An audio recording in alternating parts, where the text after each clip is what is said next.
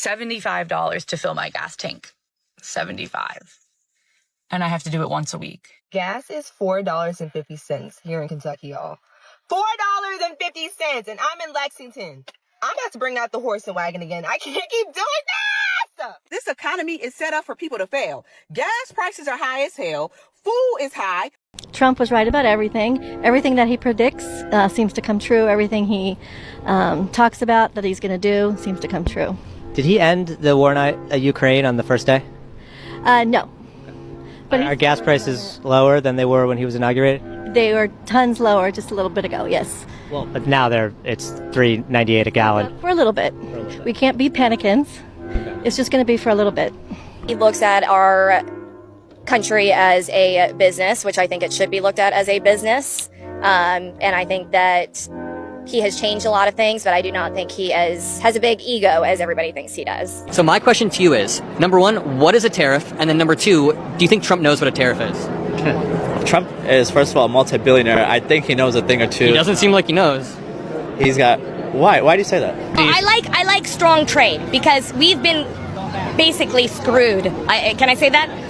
From China. China's been screwing us for a long time. They've been taking our technology, and I like that he's strong on this trade, and he wants fair trade. And it's not going to be a quick fix. People want everything like this, but it doesn't work that way. The tariffs are working. The tariffs are working. If you're 50 years old and have a 401k, you've lost about $74,000 in the past 3 months. Does that feel like it's working? No, I've lost more than that. I know that people are not going to like listening to this, but honestly, stick around and listen to it because it's going to be beneficial for everyone if we, at the very least, understand what's happening. We know that MAGA voters, supporters are leaving in droves, right? The entire movement is melting down. But I feel like we don't really hear too often, except for the super loud ones on social media, right? The exact reason behind these people coming to the realization that what they did was a mistake. But a recent group interview with a bunch of regretful Trump supporters from the New York Times, and this is not by any means giving the New York Times any praise or credit because they fucking suck. But I do think that looking at this can at least put us into the headspace of why these people did this, why they regret it, and how they currently think on things ranging from the economy to what we're doing over in Iran to the Epstein files, which again, you may not like hearing. I certainly did not like reading it. I was like, how can you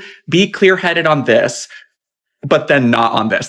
But my point still stands that at least knowing about it helps us gauge what's really going on. And then we can use that to our advantage in the midterms. And this one is a great first example of what I was just talking about, with these people being clear-headed on one thing Trump does and very clearly able to see how it's wrong, but then they still turn around and overall support him. This woman named Michelle, who was interviewed, says that she can recognize that what she did was foolish and that everything her friends on the other side of the aisle said would happen are happening. But then she loses the plot later on, saying, I really believe that if he had just done the things he said he was going to do, he would have been a great president. Completely ignoring that he literally is doing what he said he was going to do. Y'all just didn't want to see it and clearly still don't. Another woman who was interviewed named Pamela kind of expressed the same thing, saying she started noticing the other people around her who were mostly conservative kind of like side-eyeing each other and being like, wait, I think we made a big mistake. But at the same time, she's not personally embarrassed. She's just embarrassed for what the country is going through, seemingly not arriving at that point yet where she realizes she had a part in that. And then more on that theme of kind of like getting it through their heads, this guy, Jose, explains that he started to kind of see things were going not how he expected them to when Trump started doing the ICE deportations and separating families, even saying that his teenage daughter asked him, why did you vote for him, Dad? And that broke his heart every time. But in the same way that the other two did, he's still kind of scapegoating and not taking that personal accountability, saying, well, I didn't think he was going to do this, so I regret what he's doing, but I didn't want him to do that. And then where Iran and Israel are concerned, I found these two answers really interesting because they both come from independent Latino men who, to my surprise, seem to be very, very clear-headed about what exactly is going on over there, with the top guy, Daniel, saying every single time there's peace talks, Israel Israel just has to intervene and attack the country. The evil in the Middle East, in that whole area, is Israel. I think Israel's doing what they say was done to them. And this second guy on the bottom, Jose here, saying the evil in the Middle East is Israel. We shouldn't be in Iran. They don't have a nuclear weapon. And remember here, even though they're independent, these are Trump 2024 voters. And then with regards to Epstein, this person interviewed named Michelle said, it bothers the hell out of me. We're still cloaking and protecting people of power just because they're people of power. And then hearing from Miss Pamela again saying, it's just normal.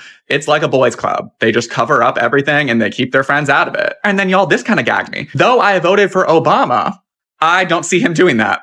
I don't see Reagan doing that. Kind of alluding to this concept that we all know, right? Like, this is not politics as normal. Yeah, it's become extremely horrifically normalized, but it seems they're kind of starting to get that concept of Trump is not just a regular leader that people are over-exaggerating about. And again, y'all, I'm not saying this to say that we have to forgive these people or give them the benefit of the doubt or embrace them with open arms. No. I'm merely just saying that there is stuff in what they're saying that we can use to help ourselves. The walls are very much closing in. The rats are very much jumping ship, as I just laid out. And no, we don't have to necessarily offer them a spot on our lifeboat, but we can at least get in the water with a mic and be like, hey, why'd you jump? Let me know what you guys think. Did any of these answers surprise you? Let me know in the comments. And as those walls continue to close in, be sure to do all the things you can to push this out to get people more aware. Like, repost, share with a friend, comment those thoughts, and follow me for more like this, because there's gonna be more. MAGA is having a meltdown right now, and Donald Trump is the reason, as he has betrayed his America First policies. Now, if you missed it, Donald Trump sent $20 billion to Argentina to help them through an economic difficulty and to try to limit Chinese influence on the country. And how did Argentina repay us? By immediately selling millions in soybeans to China, stealing U.S. soybean market. And MAGA is losing it because this is not what Donald Trump promised. He promised we would put America first. And now, because of his trade war that he has no plan to win, no idea how to win, he is betraying all of his promises. But think of this. MAGA, farmers, two voting blocks for Donald Trump are both losing in this situation. So the question has to be asked. How many more times will you believe Donald Trump? How many more times will you believe Republicans before you realize they're lying to you, except when they say they don't care about you, they just want your vote? I never thought in a million years that I would actually regret voting for Donald Trump. Listen to this, you guys. My job has been frozen. Okay, I was one of the top researchers in my department.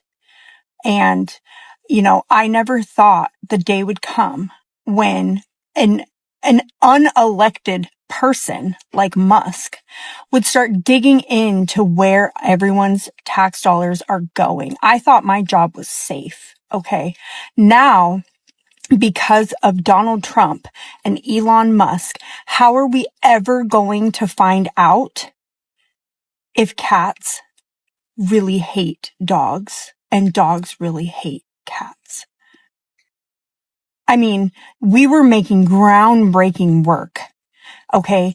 And we were on the cusp of discovering that felines and canines really do, at their core, hate each other. And now it's gone. It's all gone. I cannot believe I voted for this. DOGE cuts aren't surgical. They're sweeping, and they're eliminating federally funded work across categories that voters never imagined would be targeted when they supported government efficiency messaging. The satire lands because the underlying situation, a researcher losing their job and income because an unelected figure decided their work didn't matter, is genuinely absurd and genuinely consequential. Broken, with 18 service members confirmed dead. Lower prices, broken, with gas up significantly, and tariff costs estimated at $1,300 to $1,700 per household annually. Full Epstein release. Broken, with files arriving redacted and millions of documents still classified. Each promise had a specific, verifiable commitment attached to it, not vague directional language, but concrete deliverables. I want you to know that if you support Donald Trump, you've fallen for the greatest marketing ploy of all time. How do you believe that Donald Trump represents small guys like you, small guys from rural Tennessee, in Minnesota, in Florida? He does not give a fuck about you. This is a born and bred New Yorker who went to an Ivy League school that was paid for by his father, even though he's incredibly unintelligent, which has been talked about by his previous advisors, by the way. They're like, he can't even fucking talk. And you really think he represents you? You really think he gives a shit about you? No, he became president because he wanted to avoid going to prison and because he wanted to triple his wealth, which he did. He's now a billionaire. Like, none of this should surprise you. I don't understand how you're sitting here buying Gulf of America shirts, Donald Trump t-shirts. He does not care about, he does not care. I mean, how are you falling for this? He's been pulling the same shtick for 10 fucking years. And you really think that he's making the economy any better? Look at everything around you. Look at prices of everything. Look at the price of homes. Look at the tariffs. It's causing damage to the economy. You need to wake up. It's been so long. I don't know how you're still defending this man. It's very embarrassing. Here we have a guy who has built his entire brand around being never woke. Yet he just announced that he's voting Democrat in November. Truth is, I haven't done a 180. Donald Trump is not fulfilling his campaign promises. Which ones exactly? Border security? Delivered. DEI and woke policies demolished? Delivered. Tariffs? Delivered. Even if the liberal activist judge are trying to stop them, he still delivered. Except no, the fuck he didn't. Hi, Salty Mama. Did you need an adult to explain to you all the broken promises that Trump made for you guys? Is that something you need? Okay, how about lower prices on day one? How about no new wars? Yeah, he broke that promise so hard that this is how you guys cope with it. Well, he didn't start a new war. He started an old war, okay? He never promised no old wars. Or how about lowering your energy prices by 50% in the first year? Uh-oh, total opposite of that happened. Or what about free IVF? Salty Mama, did you get your free IVF yet? I didn't get mine. It must have gotten lost in the mail, along with my $5,000 Doge check. Now, Mama, I'm sure it's very sad when someone in your cult wakes up and leaves your cult, but the final straw for Never Woke was he's a big Thomas Massie supporter. And Trump excommunicated Thomas Massie from the party. Why again? Oh, because he wanted to release those files. Yeah, Salty Mama, it is no secret that your favorite president has now excommunicated anybody from your party who wanted to release those files. He's gone after Nancy Mace, Marjorie Trader Brown, as your child president calls her, Thomas Massie, and Lauren Boebert, all the people who wanted to release the files. And like a supervillain, he wants to get rid of those people, and that's the guy that you support. Anyway, Salty Mama, enjoy the cult while it lasts, because every day more and more people are leaving, because anyone with a backbone knows that they've been lied to. All right, Mama, as you like to say, this has been fun. Have a day. All right. This is why I get pissed off. Pump stops at 150. I'm not even at 3/4 of a tank. And here's the reason why. Because it's $5.50 for a gallon of freaking diesel. Could see gas prices jumping another 20 to 30 cents a gallon based on the price of oil today going up. And of course, a lot of the reason for oil going up having to do with the escalations between the U.S. and Iran, the Strait being closed down again. Jim Jordan went on live TV and got destroyed by his own words. Not by a Democrat, by a journalist reading Trump's promises back to him. Gas under $2 a gallon, day one. That was the promise. February 2025, day one. It is now 2026. Gas is not under $2. Inflation is at 3.8%. Wholesale prices up 6% year over year. Caitlin Collins looked at Jim Jordan and said the president promised this on day one in the first 6 months. Those were his words, not yours, not mine, his. Jim Jordan's response? Well, his term's not up.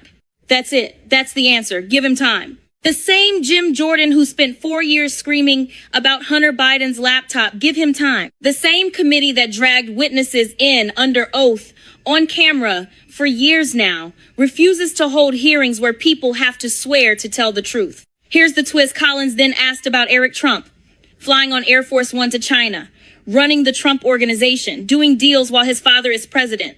Jordan said, I don't have any issues with that at all. Not one issue. Zero. Hunter Biden's existence was a constitutional crisis. Eric Trump closing deals in Beijing on a government plane, no issues. That's the problem. The standard isn't hypocrisy anymore. The standard is whatever protects Trump is fine. Whatever hurts Trump is a crime.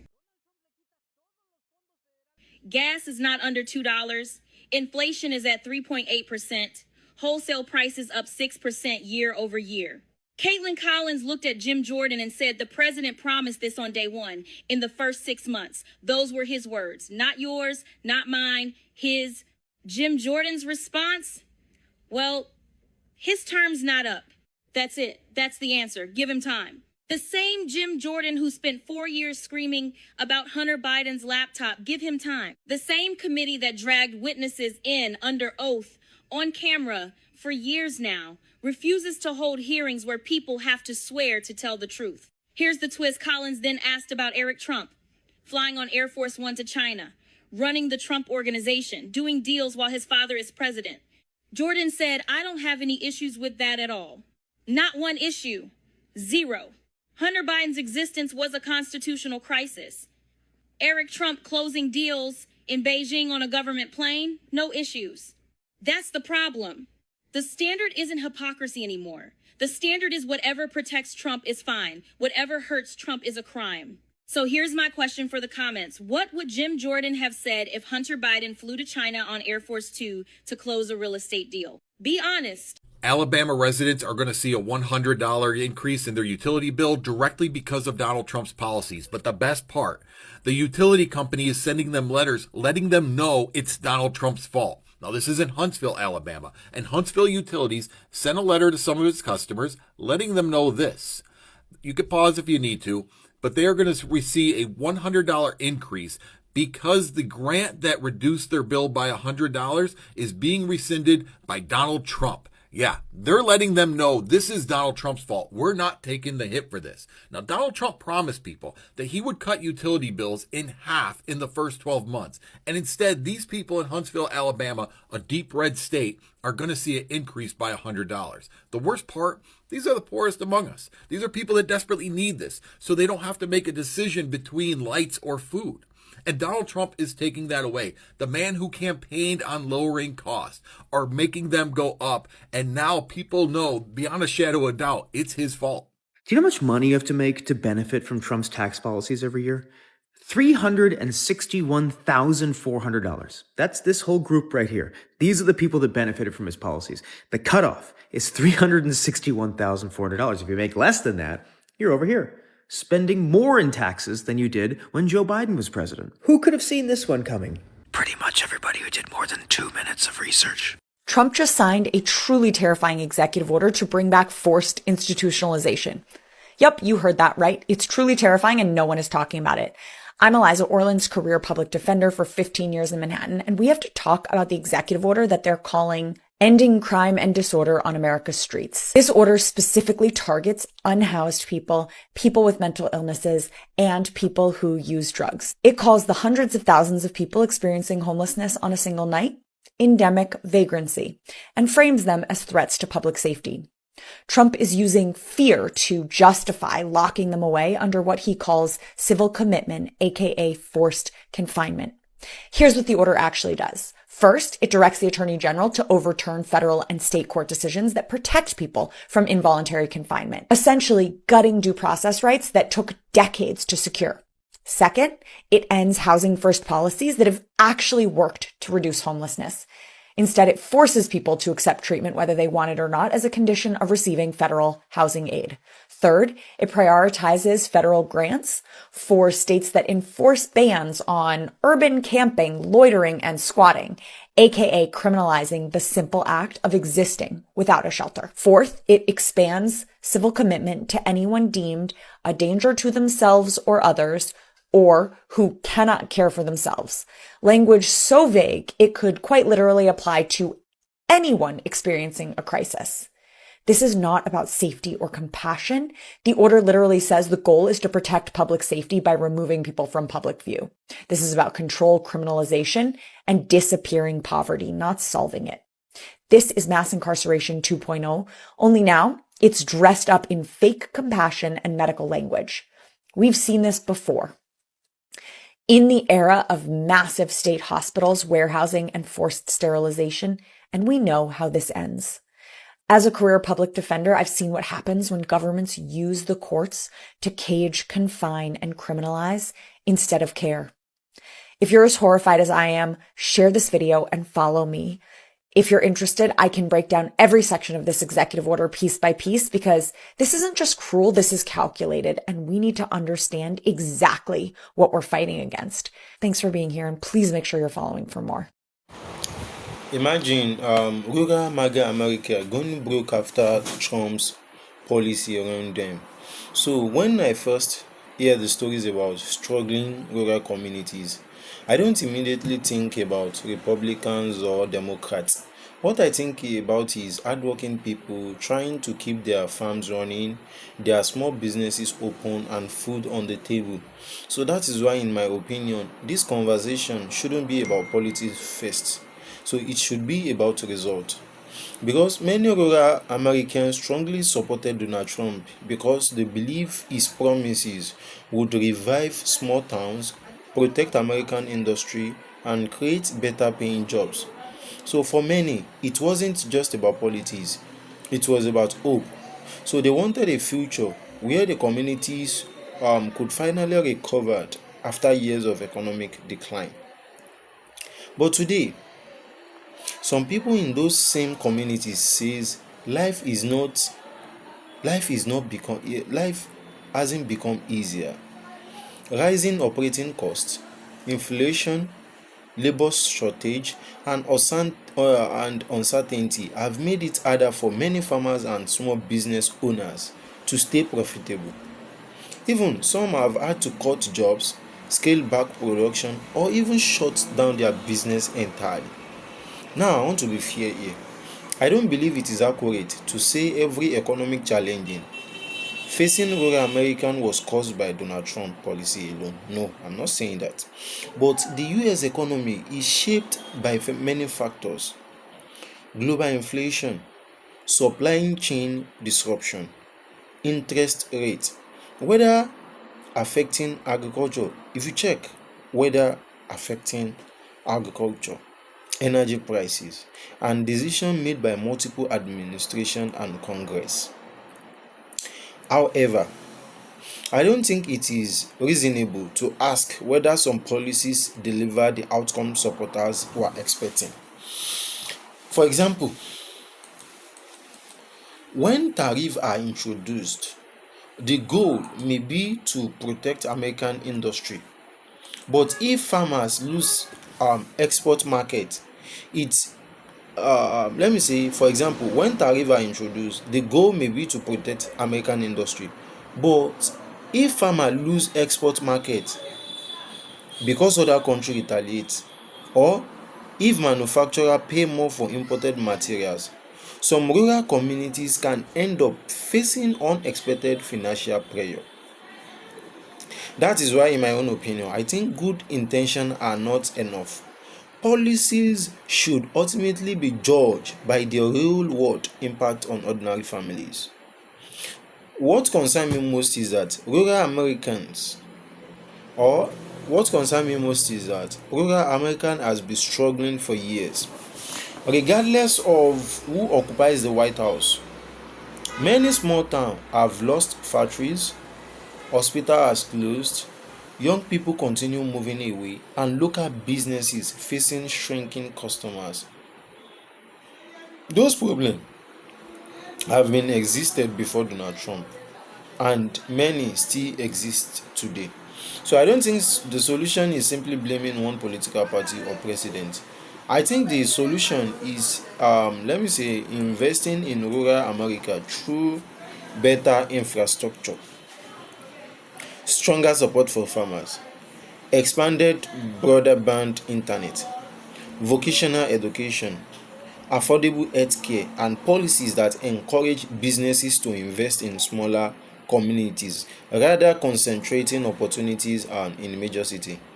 Most importantly, I think voters, whether they are Republicans, Democrats, or independent, should demand results instead of relying on campaign promises. Political loyalty is important to many people, but it should never become more important than a family financial well-being. If a policy works, it deserves support. If it doesn't, leaders should be willing to change course. That is how democracy is improved. But at the end of the day, I don't see this is I don't see this as a story about MAGA supporters failing. I see this as a reminder that rural Americans deserve policies that genuinely improve their lives, no matter who party is in power. But that is just my own opinion, though. So, do you believe rural American economic struggles are mainly the result of Trump's policy? Or do you think the cause go far beyond any single president? Share your thoughts respectfully in the comment section. Thanks for watching.